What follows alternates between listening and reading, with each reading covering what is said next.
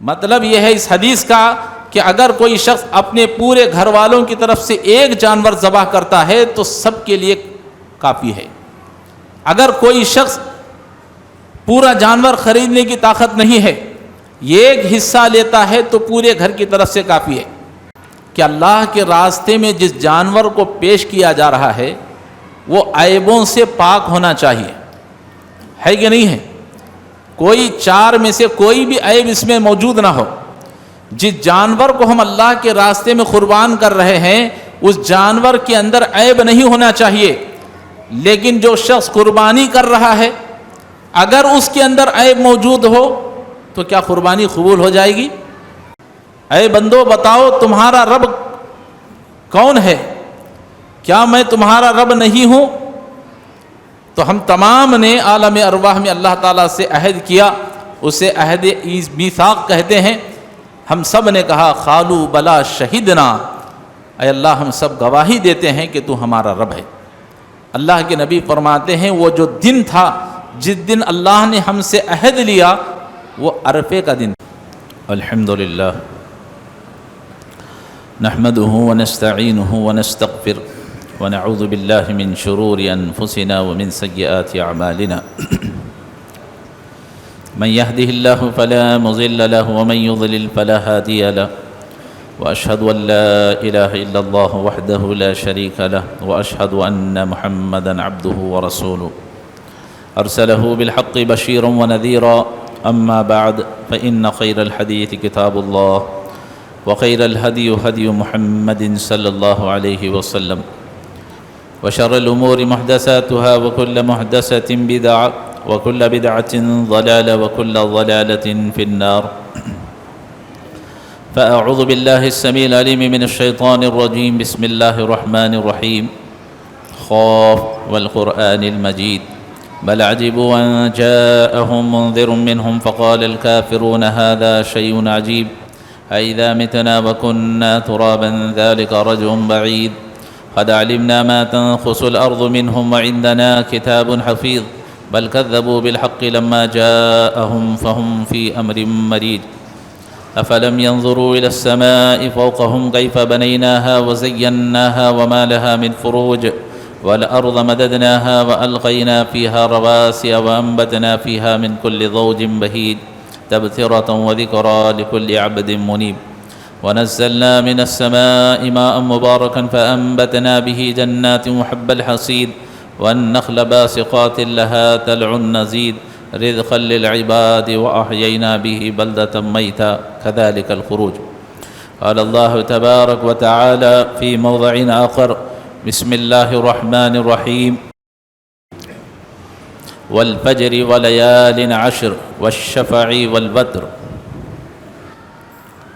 تمام قسم کی تعریفیں، حمد و ثنا، کبریائی اور بڑائی اسی اللہ وحدہ لا شریک کے لیے لائق اور زیبا ہے جو تمام جہانوں کا مربی و پالنہار ہے. درود و سلام نازل ہوں تمام انبیاء علیہ الصلاۃ والسلام پر، خصوصاً میرے اور آپ کے نبی تاجدار مدینہ حضرت جناب محمد رسول اللہ صلی اللہ علیہ وسلم پر. محترم حضرات، جیسا کہ ہم اور آپ جانتے ہیں کہ مہینہ ذی الحجہ کا مہینہ ہے اور یہ جو ایام اور دن چل رہے ہیں وہ عشرہ ذی الحجہ ہے، یعنی ذی الحجہ کی ابتدائی 10 دن ہیں. تو اسی مناسبت سے میں نے آج کا جو عنوان منتخب کیا ہے وہ ہے عشرہ ذی الحجہ کی فضیلت اور قربانی کے احکام و مسائل. انشاءاللہ مختصر انداز میں آپ حضرات کے سامنے قرآن و حدیث کی روشنی میں کچھ باتیں میں رکھنے کی کوشش کروں گا. اللہ رب العالمین سے دعا ہے اللہ تعالی ہم سب کو کہنے سننے سے زیادہ عمل کی توفیق عطا فرمائے، آمین. ابھی جو ایام ہم گزار رہے ہیں یہ ذی الحجہ کے ابتدائی 10 دنوں میں سے ہیں. اس کی بڑی فضیلت اور اہمیت اسلام کے اندر ہے. اس کی سب سے پہلی دلیل یہ ہے کہ اللہ رب العالمین نے ان 10 دنوں کی قسم کھا کر کے کہا، فرمایا والفجر، قسم ہے فجر کی، ولیال عشر، اور قسم ہے 10 راتوں کی، والشفع والوتر، اور قسم ہے قربانی کے اور عرفے کے دن کی۔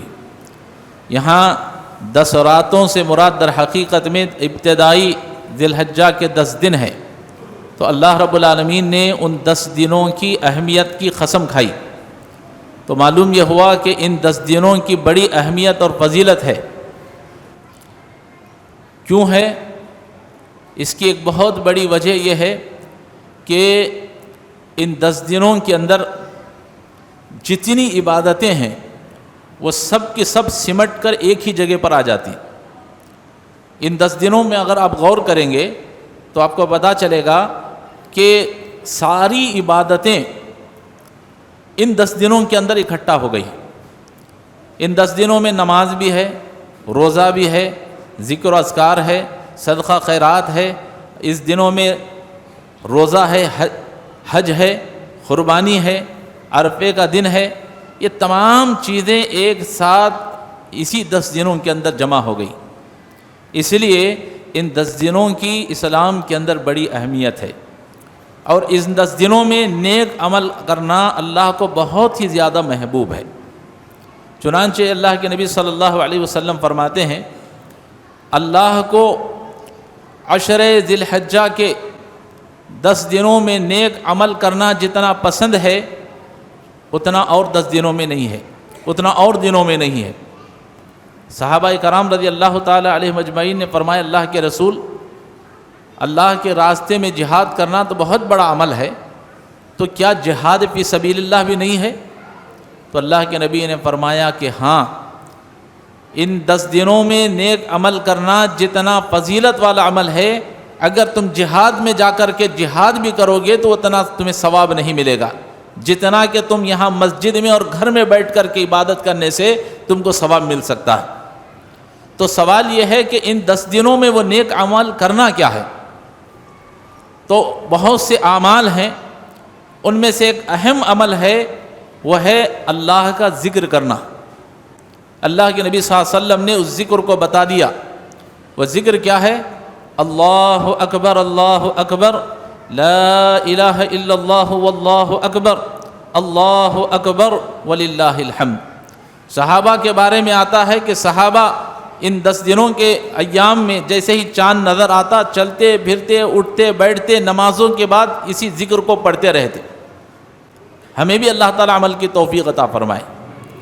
رسول اللہ صلی اللہ علیہ وسلم کے بارے میں آتا ہے کہ 9 ذی الحجہ کی فجر کی نماز کے بعد رسول اللہ صلی اللہ علیہ وسلم ان اذکار کو بلند آواز سے پڑھتے تھے۔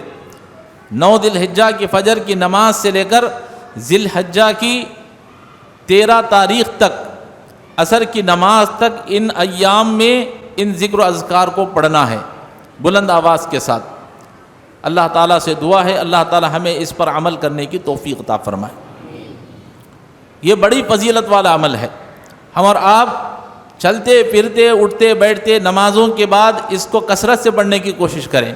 پھر بتا دے رہا ہوں، وہ ذکر یہ ہے جو عیدگاہوں میں ہم پڑھتے ہیں، اللہ اکبر، اللہ اکبر، لا الہ الا اللہ واللہ اکبر، اللہ اکبر وللہ الحمد۔ ان ذکر کے جو الفاظ ہیں اسے آپ کثرت سے پڑھتے رہیں۔ اس کے بعد محترم حضرات، ان 10 دنوں کے اندر جو فضیلت والے اعمال ہیں، فضیلت والے جو 10 دن ہیں، ان میں سے ایک اور دن ہے جو سب سے زیادہ فضیلت والا، وہ دن بھی اسی میں ہے۔ وہ کون سا دن ہے؟ وہ عرفے کا دن ہے۔ اللہ کے نبی صلی اللہ علیہ وسلم نے اس عرفے کے دن کے بارے میں فرمایا کہ سال کے جو 60 پر 5 دن ہیں، ان تمام دنوں میں سب سے افضل عمل، سب سے افضل دن اللہ کے رسول نے فرمایا وہ عرفے کا دن ہے۔ سال کے تمام دنوں میں سب سے افضل دن عرفے کا دن ہے، اور اللہ تبارک و تعالیٰ نے قرآن مجید میں اس عرفے کے دن کی قسم کھائی۔ تو معلوم یہ ہوا کہ یہ عرفے کا دن سب سے فضیلت والا دن ہے، اور یہی وہ دن ہے کہ جس میں اللہ تبارک و تعالیٰ نے ہم تمام کو جب ابھی ہم پیدا نہیں ہوئے تھے، آدم علیہ الصلاۃ والسلام کی پشت سے جتنے قیامت تک لوگ پیدا ہونے والے ہیں، اللہ نے تمام کو عالم ارواح میں جمع فرمایا۔ ہم سب کی روحیں عالم ارواح میں موجود تھیں۔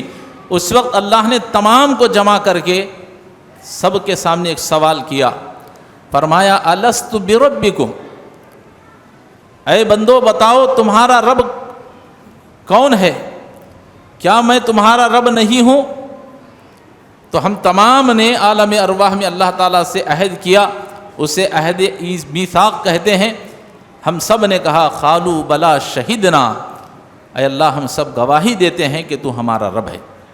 اللہ کے نبی فرماتے ہیں وہ جو دن تھا جس دن اللہ نے ہم سے عہد لیا وہ عرفے کا دن تھا۔ یہی وہ دن ہے عرفے کا دن، فضیلت والا عمل، اور یہی وہ دن ہے عرفے کا دن کہ جس میں اللہ تبارک و تعالی نے اسلام کو مکمل فرمایا۔ چنانچہ حدیث میں آتا ہے ایک شخص حضرت عمر رضی اللہ تعالی عنہ کے پاس آتا ہے، یہودی تھا، کہتا ہے عمر امیر المؤمنین، آپ کی کتاب کے اندر ایک آیت ایسی نازل ہوئی ہے، اگر وہ آیت ہمارے دین میں نازل ہوتی، ہماری کتابوں میں نازل ہوتی تو ہم اس دن کو عید کا دن بنا دیتے۔ حضرت عمر رضی اللہ تعالیٰ نے فرمایا کہ ہاں مجھے معلوم ہے وہ دن کون سا دن ہے، اور مجھے یہ بھی معلوم ہے کہ وہ آیت کون سی آیت ہے۔ پھر حضرت عمر رضی اللہ تعالیٰ نے فرمایا وہ دن جس دن یہ آیت نازل ہوئی وہ عرفہ کا دن تھا، اور جو آیت نازل ہوئی وہ الیوم اکملت لکم دینکم واتممت علیکم نعمتی ورضیت لکم الاسلام دینا۔ اللہ نے فرمایا آج میں نے تمہارے دین کو مکمل کر دیا ہے، اور دین کے اسلام کے دین ہونے پر اللہ تبارک و تعالیٰ راضی ہو گیا۔ تو معلوم یہ ہوا کہ یہ عرفے کا دن جو ان 10 دنوں میں آئے گا وہ اس لیے فضیلت والا ہے کیونکہ اللہ نے اس دن عہد لیا ہم سے، اور یہی وہ دن ہے جس دن اللہ نے اسلام کو مکمل فرمایا۔ اور اس کی ایک اور تیسری اہمیت یہ ہے، احادیث کے مطابق اللہ کے نبی صلی اللہ علیہ وسلم نے فرمایا کہ اللہ تبارک و تعالی سال میں کئی مرتبہ لوگوں کو جہنم سے آزاد کرتا ہے، لیکن سب سے زیادہ اپنے بندوں کو جس دن جہنم سے آزاد کرتا ہے اللہ کے نبی فرماتے ہیں وہ عرفے کا دن ہے۔ اللہ کے رسول نے فرمایا عرفے کا جب دن آتا ہے تو اللہ تبارک و تعالیٰ اپنے بندوں کو سب سے زیادہ جہنم سے آزاد کرتا ہے، اور جب حاجی میدان میں عرفات میں جمع ہوتے ہیں تو اللہ تبارک و تعالیٰ بندوں کے بالکل قریب ہوتا ہے اور فرماتا ہے فرشتوں تم گواہ رہو میں نے ان سب کی مغفرت فرما دی۔ تو وہ کون سا دن ہوگا جس دن اللہ تعالیٰ بالکل بندوں کے قریب ہوگا اور سب سے زیادہ جہنم سے لوگوں کو آزاد کرے گا؟ وہ عرفے کا دن ہوگا۔ تو معلوم یہ ہوا کہ عرفے کا دن جب آئے تو ہمیں اس دن کا اہتمام کرنا چاہیے، اللہ تبارک و تعالی سے دعا کرنی چاہیے کہ اللہ ہمارے باپ دادا جو بھی اگر انتقال کر گئے ہیں، اگر وہ جہنم کے قریب ہو چکے ہیں، جہنم میں جا چکے ہیں، اللہ ان کو آزاد فرما دے، یہ ہم سب کو دعا کرنی چاہیے۔ اور یہ عرفے کا دن یہ وہ دن ہے کہ جس میں روزہ رکھنے سے اللہ تبارک و تعالیٰ 2 سال کے گناہوں کو معاف فرماتا ہے۔ اللہ کے نبی صلی اللہ علیہ وسلم نے صحابہ کو ان عرفے کے دن روزہ رکھنے کا حکم دیا، تو صحابہ کرام نے پوچھا اللہ کے رسول یہ بتائیے کہ اس پر ہم کو ثواب کیا ملے گا؟ تو اللہ کے نبی نے فرمایا یکفر السنۃ الماضیۃ والباقیہ۔ اللہ کے رسول نے فرمایا اگر کوئی شخص عرفے کے دن کا روزہ رکھتا ہے تو اللہ تبارک و تعالیٰ اس کے 2 سال کے گناہوں کو معاف فرماتا ہے، ایک پچھلے سال کے، ایک اگلے سال کے۔ تو محترم حضرات، اگر اللہ تعالیٰ ہم کو موقع دے، توفیق دے، تو ہمیں اس بات کی کوشش کرنی چاہیے کہ ہم عرفے کے دن کا روزہ رکھیں۔ اب اس میں اختلافی بہت سے مسائل ہیں کہ عرفہ کیا سعودی کے حساب سے رکھا جائے یا ہندوستان کے حساب سے رکھا جائے، الگ الگ مختلف اقوال ہیں۔ تو اکثر علماء کی رائے یہی ہے، اور خود سعودی کے عرب کے علماء نے بھی یہی کہا ہے کہ جو جس ملک میں رہتا ہے اس کی 9 ذی الحجہ کو 9 تاریخ عرفے کا دن آتا ہے تو اس دن وہ روزہ رکھے. تو انشاءاللہ العزیز چونکہ ہماری عید جو ہے چہارشنبے کے دن ہے تو منگل کے دن 9 ذی الحجہ ہے، تو ہم اور آپ انشاءاللہ 9 عرفے کا روزہ 9 ذی الحجہ کا جو روزہ ہے عرفے کا انشاءاللہ 9 ذی الحجہ کو رکھیں گے. اللہ تعالی ہم سب کو عمل کی توفیق عطا فرمائے. اس کے بعد محترم حضرات، قربانی کے بعد مسائل ہیں اور اکثر ہم سے اس میں بہت سی غلطیاں سرزد ہوتی ہیں اور کچھ اختلافی مسائل بھی ہیں. میں چاہتا ہوں کہ وہ تمام چیزیں آپ کے سامنے رکھی جائیں تاکہ عمل کرنے میں آسانی ہو. سب سے پہلے ہم میں سے جو شخص قربانی کرنے کا ارادہ کرتا ہے اس شخص کو چاہیے کہ اپنے ناخنوں کو اور بالوں کو نہ کاٹے. کب تک؟ اللہ کے رسول صلی اللہ علیہ وسلم نے فرمایا جس شخص کا ارادہ قربانی کرنے کا ہے چاند نظر آ جائے تو اس شخص کو چاہیے کہ وہ قربانی کرنے تک اپنے بالوں کو اور ناخنوں کو نہ کٹائے. یہ کس کے لیے ہے؟ صرف اس شخص کے لیے پابندی ہے جو قربانی کر رہا ہے. وہ جو لوگ ہیں جو قربانی نہیں کر رہے ہیں انہیں بال کاٹنے اور نہ کاٹنے پر کوئی ثواب اور اجر نہیں ملے گا. وہ جو حدیث ہے کہ جو قربانی کی طاقت نہیں رکھتا ہے اپنے بالوں کو نہ کٹائے، اپنے ناخنوں کو نہ کٹائے، قربانی کے دن جب وہ اپنے سر کو بالوں کو کٹائے گا تو اسے قربانی کا ثواب ملے گا، وہ ضعیف حدیث ہے، وہ صحیح حدیث نہیں ہے. ہم میں سے جو شخص قربانی کا ارادہ کرتا ہے اس کے لیے یہ پابندی ہے اور یہ بھی مستحب عمل ہے. اگر کرتا ہے تو ثواب ہے، اگر نہیں کرتا ہے تو کوئی اس پر گناہ نہیں ہے. اللہ تعالیٰ سے دعا ہے اللہ تعالیٰ ہمیں بہتر سے بہتر عمل کرنے کی توفیق عطا فرمائے. ایک مسئلہ ہے. دوسرا مسئلہ قربانی کا یہ ہے کہ ہم اور آپ جب جانوروں کو خریدتے ہیں تو ہمیں اور آپ کو چاہیے کہ جانوروں کو خریدنے سے پہلے 4 چیزوں کو دیکھ لیا کریں. اللہ کے رسول صلی اللہ علیہ وسلم نے فرمایا 4 قسم کے جانور جائز نہیں ہیں. کون کون سے ہیں؟ نمبر 1، کان کٹا ہوا نہ ہو، سینگ ٹوٹی ہوئی نہ ہو. نمبر 2، آنکھ اس کے اندر عیب نہ ہو، پھوٹی ہوئی آنکھ ہے یا اس میں پھلا ہے، ایسا بکرا یا ایسا گائے. نمبر 3، جو جانور لنگڑا ہے اس کی قربانی جائز نہیں. نمبر 4، جو جانور بالکل بیمار ہے، بالکل ہڈیاں پھسلیاں اس کی نظر آ رہی ہیں، تو ایسے قربانی کے جانور کی قربانی جائز نہیں ہے. میں اس مسئلے کو بتا کر کے ایک اہم چیز آپ کو بتانا چاہتا ہوں، وہ یہ ہے آپ اس حدیث سے غور فرمائیں کہ اللہ کے راستے میں جس جانور کو پیش کیا جا رہا ہے وہ عیبوں سے پاک ہونا چاہیے، ہے کہ نہیں ہے؟ کوئی 4 میں سے کوئی بھی عیب اس میں موجود نہ ہو. جس جانور کو ہم اللہ کے راستے میں قربان کر رہے ہیں اس جانور کے اندر عیب نہیں ہونا چاہیے. لیکن جو شخص قربانی کر رہا ہے اگر اس کے اندر عیب موجود ہو تو کیا قربانی قبول ہو جائے گی؟ جانور کے اندر یہ عیب نہیں ہونے چاہیے، لیکن قربانی کرنے والا بے نمازی ہے، روزے نہیں ہیں اور ہر قسم کے گناہ اس کے اندر موجود ہیں، حسد، کینہ، کپٹ، بغض، اناد، ہر قسم کی چیزیں اس کے اندر موجود ہیں، پھر بھی وہ قربانی کر رہا ہے، تو کیا قربانی قبول ہوگی؟ بتائیے. اس حدیث سے ایک نقطہ یہ نہیں ہے کہ صرف جانور پاک ہونا چاہیے، اس کے بعد ہم گناہوں سے لت پت ہوں، سر سے لے کر پیر تک گناہوں سے ہم مبتلا ہوں، کوئی بات نہیں، بس جانور کاٹ دیا حق ادا ہو گیا. کیا اس کا یہ مطلب ہے؟ اس کا ہرگز یہ مطلب نہیں ہے. جب جانور عیبوں سے پاک ہونا چاہیے تو جانور کو قربانی دینے والا اس سے کہیں زیادہ درجے پاک ہونا چاہیے. اللہ تبارک و تعالی ہمیں اپنی اصلاح کرنے کی توفیق عطا فرمائے. جس طرح ہم جانوروں کو بے عیب لانے کی کوشش کرتے ہیں اللہ تعالی ہمیں بھی ان عیوب کو اپنے اندر سے نکالنے کی توفیق عطا فرمائے. یہ ایک اہم نقطہ ہے. اس کے بعد ایک اور مسئلہ یہ ہے کہ بہت سے لوگ حصوں کے بارے میں سوال کرتے ہیں. بعض علماء نے کہا کہ حصے لیے سکتے ہیں، بعض نے کہا کہ نہیں لے سکتے. لیکن اکثر علماء کی رائے یہ ہے کہ حصے لیا جا سکتا ہے، لیکن کون؟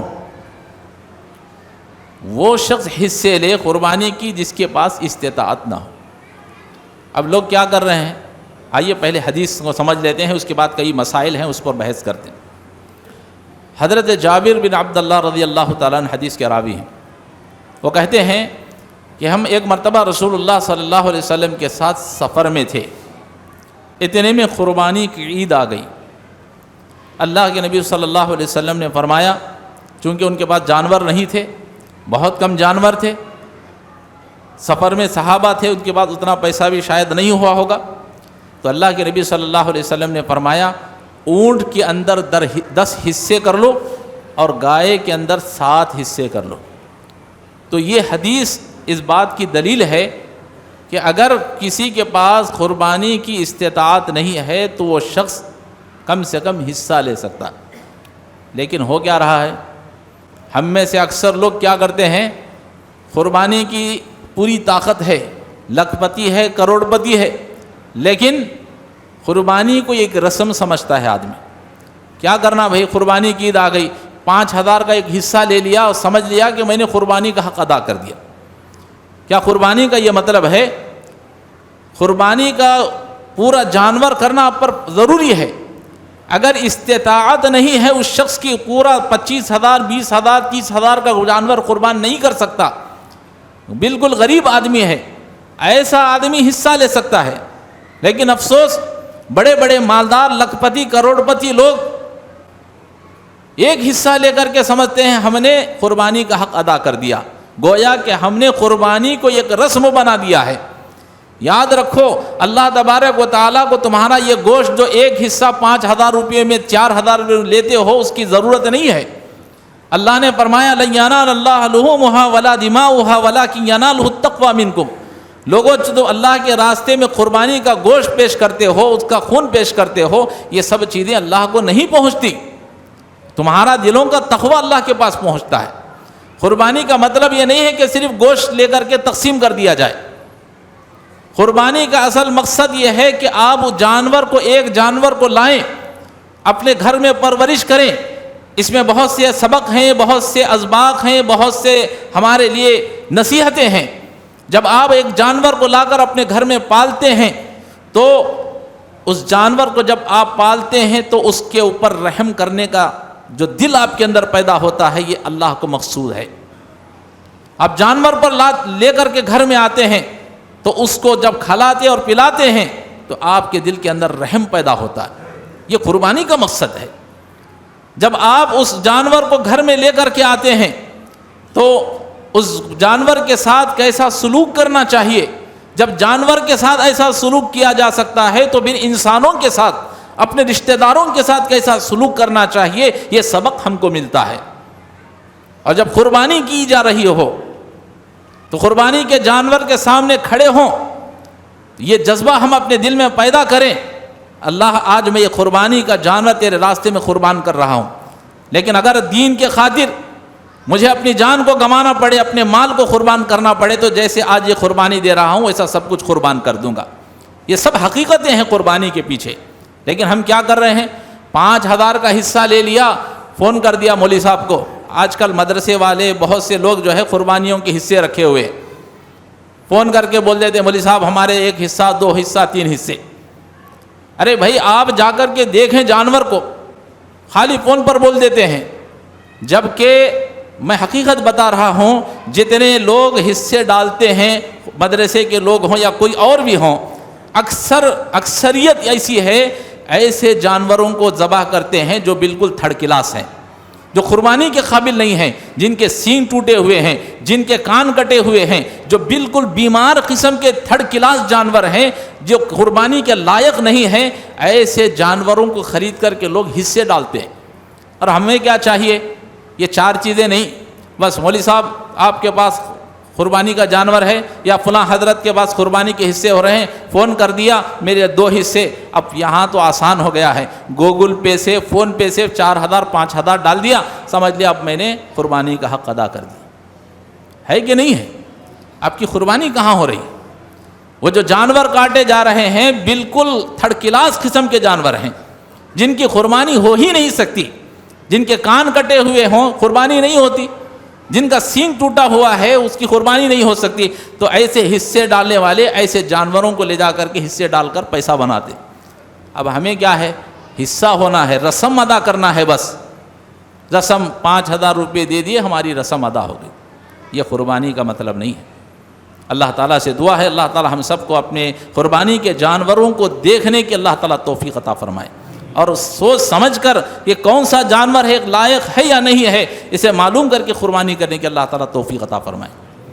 اور ایک چیز جو ہے حصوں کے سلسلے میں، بعض لوگ حصوں کا مطلب یہ لے رہے ہیں کہ ہر شخص کے طرف سے ایک حصہ، دیکھیے قربانی جو ہے پورے گھر کے طرف سے ایک قربانی ہے. آپ کے گھر کا جو بڑا آدمی ہے جو گھر چلا رہا ہے، اس آدمی کے نام سے قربانی کر دی جائے تو گھر میں 50 افراد بھی ہوں گے تو ایک حصہ یا ایک جانور سب کے لیے کافی ہو جائے. اللہ کے رسول صلی اللہ علیہ وسلم نے فرمایا یا ایھا الناس ان علی کل عام اضحیہ. اللہ کے نبی صلی اللہ علیہ وسلم فرماتے ہیں اے لوگو، تم میں سے ہر گھر والوں پر ہر سال قربانی ہے. کیا ہے الفاظ؟ تم میں سے ہر گھر والوں پر ہر سال ایک قربانی ہے. اللہ کے رسول نے یہ نہیں فرمایا تم میں سے ہر شخص پر قربانی ہے، یہ نہیں ہے. مطلب یہ ہے اس حدیث کا کہ اگر کوئی شخص اپنے پورے گھر والوں کی طرف سے ایک جانور ذبح کرتا ہے تو سب کے لیے کافی ہے. اگر کوئی شخص پورا جانور خریدنے کی طاقت نہیں ہے، یہ ایک حصہ لیتا ہے تو پورے گھر کی طرف سے کافی ہے. سب کے لیے الگ الگ حصہ لینے کی ضرورت نہیں ہے. اکثر لوگ کیا کرتے ہیں، قربانی کا جانور ذبح کرنے کا مسئلہ آتا ہے، مولوی صاحب آتے ہیں یا جو بھی حضرت قربانی کرنے کے لیے چٹھی تھما دیتے ہیں 7 آدمیوں کی، باپ کا، ماں کا، فلاں کا، فلاں کا، فلاں کا، 7 آدمیوں کی قربانی. بھائی میں پوچھنا چاہتا ہوں، اگر کسی گھر میں 10 آدمی ہیں، اگر کسی گھر میں 10 آدمی ہیں، ایک گائے میں 7 حصے آپ نے کر دیے، اب 3 آدمیوں کا کیا کریں گے آپ؟ تو گویا کہ آپ نے 3 لوگوں کے ساتھ ناانصافی کی، ان کی قربانی تو چھوٹ گئی ہے نا. اب کیسا کریں گے آپ؟ تو کیا کرتے ہیں، نہیں یہ سال ان کو نہیں دیں گے، پھر آئندہ سال بھی 3 کو کٹ کر کے پھر 3 کو. یہ سب صحیح نہیں ہے. آپ گھر کا جو آپ کے گھر کا بڑا آدمی ہے اس کے نام سے آپ قربانی کر دیں. آپ کے گھر میں 10 نہیں، 20 نہیں، 50، 100 آدمی بھی ہوں گے تو ایک جانور یا ایک حصہ پورے گھر والوں کے لیے کافی ہے. الگ الگ حصے لینے کی ضرورت نہیں ہے. اللہ تعالیٰ سے دعا ہے اللہ تعالیٰ ہمیں مسائل کو سمجھنے کی توفیق عطا فرمائے. اسی طرح سے ایک اور آخری مسئلہ ہے قربانی کا جو ہر سال لوگوں میں اس کے سلسلے میں بحث و مباحثے ہوتے رہتے ہیں. اس میں بھی علماء کا اختلاف ہے. ایک علماء کی جماعت کہتی ہے وہ مسئلہ ہے میت کی طرف سے قربانی کرنے کا. اب اتنا وقت نہیں ہے کہ اسے تفصیل کے ساتھ اس پر بحث کی جائے، اس لیے میں وہ علماء جنہوں نے قربانی میت کی طرف سے کرنے کا جواز قائم کیا ہے ان کے کچھ دلیلیں، کیونکہ میرا موقف بھی وہی ہے کہ اگر کوئی شخص میت کی طرف سے قربانی کرنا چاہتا ہے تو اس کی دلیلیں کیا ہیں.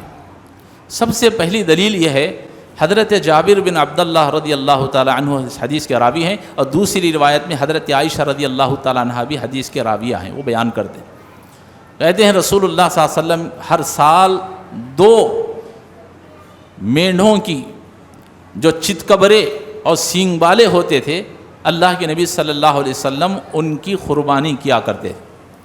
اور جب 2 جانوروں کو رسول اللہ صلی اللہ علیہ وسلم کے پاس قربانی کے لیے پیش کیا جاتا، اللہ کے نبی صلی اللہ علیہ وسلم اپنے ہاتھ میں چھری لیتے اور یہ دعا پڑھتے تھے. دعا کیا ہے؟ اللہم تقبل من محمد وآل محمد ومن امتی محمد صلی اللہ علیہ وسلم بسم اللہ اللہ اکبر. یہ دعا پڑھ کر کے رسول اللہ صلی اللہ علیہ وسلم اس مینڈھوں کی، ان بکروں کی قربانی کرتے تھے. اس حدیث میں وہ لفظ ہے جو علماء کرام نے لکھا ہے. اللہ کے رسول صلی اللہ علیہ وسلم نے فرمایا دعا جو اللہ کے نبی پڑھ رہے ہیں ذبح کرتے وقت، دعا ہے اللہم تقبل من محمد، اللہ تو قبول فرما اس قربانی کو میری طرف سے. کس کی طرف سے؟ محمد صلی اللہ علیہ وسلم کی. وآل محمد، اور میرے پورے گھر والوں کی طرف سے. اللہ کے نبی صلی اللہ علیہ وسلم کی اس وقت جتنی بیویاں موجود تھیں، بچے موجود تھے، ان سب کے طرف سے اللہ کے نبی صلی اللہ علیہ وسلم ایک بکرے کو دعا پڑھ کر کے ذبح کر رہے ہیں. کتنے تھے بیویاں؟ سب آ گئے. بچے کتنے تھے؟ سب آ گئے. تو اللہ کے نبی فرما رہے ہیں اللہم تقبل من محمد وآل محمد، اللہ یہ قربانی میرے طرف سے اور میرے پورے گھر والوں کی طرف سے ہے. ومن امتی محمد صلی اللہ علیہ وسلم، اور یہ میری امت کی طرف سے بھی ہے. تو علماء کرام کہتے ہیں امت میں یہاں سب آ گئے، زندے بھی آ گئے، مردہ بھی آ گئے، سب آ گئے. جو پہلے انتقال کر گئے وہ بھی آ گئے، جو بعد میں انتقال ہوں گے، جب بعد میں پیدا ہوں گے، وہ سب آ گئے. تو اس حدیث کے اندر ومن امتی محمد صلی اللہ علیہ وسلم، اللہ کے نبی صلی اللہ علیہ وسلم امت کا لفظ لے رہے ہیں. تو علماء کہتے ہیں کہ اس میں امت کا لفظ آیا اور امت میں سب آ گئے، زندہ مردہ سب. تو اس حدیث سے دلیل ملتی ہے کہ میت کی طرف سے قربانی کی جا سکتی ہے. اور امام ابن تیمیہ رحمۃ اللہ علیہ وہ بھی کہتے ہیں میت کی طرف سے قربانی کرنا جائز ہے. دلیل کیا ہے؟ وہ کہتے ہیں جیسے میت کی طرف سے صدقہ کرنا جائز ہے. صدقہ خیرات ہم کرتے ہیں، اللہ کے رسول نے فرمایا انسان کے مرنے کے بعد انسان کا عمل منقطع ہو جاتا ہے، لیکن 3 چیزیں ہیں جس کی وجہ سے اس کو ثواب پہنچتا ہے. اس میں سے ایک ہے او صدقۃ جاریہ، صدقہ جاریہ. کوئی بھی پیسہ دے کر کے آپ عمل کرتے ہیں تو وہ صدقہ خیرات مرحوم کو ثواب پہنچاتا ہے. تو امام ابن تیمیہ رحمۃ اللہ علیہ کہتے ہیں قربانی چونکہ مالی عبادت ہے، پیسہ دے کر کے آدمی عبادت کرتا ہے، وہ قربانی کر رہا ہے، تو اس لحاظ سے اگر کوئی شخص میت کی طرف سے قربانی کرتا ہے صدقے کے طور پر، اس کے لیے جائز ہے. اور دوسری دلیل کہ جب میت کی طرف سے حج بدل کرنا جائز ہے. کتنے لوگ ہیں؟ بہت سے لوگوں کو ہم دیکھتے ہیں کہ باپ ہمارے حج کر لیے تھے یا نہیں کیے تھے، تو نہیں کیے ہیں تو میں نے ایک حج کر لیا ہے، اب میں اپنے باپ کا یا اپنے ماں کا حج بدل کرنے کے لیے جا رہا. جاتے کہ نہیں ہیں؟ تو میت کی طرف سے جیسے حج بدل کرنا جائز ہے، ایسے ہی قربانی کرنا بھی جائز ہے. اور تیسری دلیل یہ دیتے ہیں کہ حج بدل کے اندر اگر آپ حج کریں گے تو اس میں قربانی بھی کرنا ہے. تو آپ قربانی کس کی طرف سے کر رہے ہیں؟ جس آدمی کے نام سے آپ حج بدل کر رہے ہیں اسی کے نام سے قربانی بھی کر رہے ہیں. قربانی کرنا ضروری ہے حج کے اندر. حاجی کے لیے جتنے بھی 100 ریال ہیں اسے دے کر کے آدمی جو ہے حج پر جو جاتا ہے وہ قربانی کرتا ہے. تو جو حج بدل آپ جس نام سے کر رہے ہیں اس کے نام سے قربانی بھی کی جاتی ہے. تو جب حج بدل میں قربانی میت کی طرف سے کرنا جائز ہے تو قربانی کے وقت میں ثواب کی نیت سے، صدقہ جاریہ کی نیت سے قربانی میت کی طرف سے کرنا جائز ہے. اور عبداللہ بن مبارک رحمۃ اللہ علیہ جو محدث ہیں وہ کہتے ہیں کہ میت کی طرف سے قربانی کرنا جائز ہے، لیکن بہتر یہ ہے، وہ کہتے ہیں بہتر یہ ہے کہ میت کی طرف سے جو قربانی کی جاتی ہے وہ پورا کا پورا گوشت خیرات کر دیا جائے، ہم نہ کھائیں. چونکہ مقصد کیا ہے؟ مرحوم کو ثواب پہنچانا ہے. تو پھر اس میں بھی منڈیاں رکھنے کا، پواں رکھ لینا کیا، دل رکھ لینا کیا، گردے رکھ لینا، یہ سب نہیں. آپ جب میت کے نام سے اس بات سے کر رہے ہیں کہ مرحوم کو پورا ثواب پہنچ جائے تو آپ پورا جانور یا پھر وہ جو گوشت ہے سب کا سب اللہ کے راستے میں خیرات کر دیں. پھر بار بار پوچھتے ہیں مول صاحب ذرہ رکھ لے سکتی کیا، بھانا کھا سکتی کیا، بیٹے کھا سکتی کیا، سرہ رکھ لیے تو پواں رکھ لیے تو چلتا کیا؟ یہ سب نہیں. اب آپ اس نیت سے قربانی کر رہے ہیں کہ میرا پورا ثواب مرحوم کو پہنچ جائے، تو پورا کا پورا آپ اللہ کے راستے میں ثواب کے صدقے کی نیت سے آپ کر دیں، یہ بہتر ہے. تو یہ کچھ مسائل تھے جو میں نے مختصر انداز میں آپ حضرات کے سامنے رکھے ہیں. اللہ رب العالمین سے دعا ہے اللہ تعالی ہم سب کو کہنے سننے سے زیادہ ان تمام باتوں کا خیال رکھتے ہوئے اپنی قربانیاں کرنے کی توفیق عطا فرمائے. اور ایک آخری بات یہ ہے کہ بعض لوگ صرف مرحوم کے نام سے قربانی کر دیتے ہیں، اپنے زندے ہیں ان کا نہیں کرتے، قربانی میت کی طرف سے قربانی کر دیتے ہیں، یہ جائز نہیں. جب تک زندہ موجود ہیں پہلے آپ زندوں کو اپنے عمل کرنا چاہیے، پھر اگر آپ کے پاس طاقت ہے تو آپ مرحوم کے لیے الگ سے جانور خریدیں یا الگ سے حصہ لے کر کے، لیکن اپنی قربانی نہیں کی، آپ سیدھے ڈائریکٹ مرحوم کا کر رہے ہیں، یہ جائز نہیں۔ یہ کھلی بات ہے جو آپ کے سامنے میں رکھ رہا ہوں۔ اللہ رب العالمین سے دعا ہے اللہ تعالی ہم سب کو کہنے سننے سے زیادہ ان تمام باتوں کا خیال رکھتے ہوئے اپنی قربانیوں کو اللہ کے سامنے پیش کرنے کی اللہ تعالی توفیق عطا فرمائے، آمین۔ وآخر دعوانا الحمدللہ رب العالمین۔ بارک اللہ لنا ولکم فی القرآن العظیم ونفعنا وإیاکم بالآیات والذکر الحکیم، انہ تعالی جواد کریم ملک بر حلیم رب حلیم۔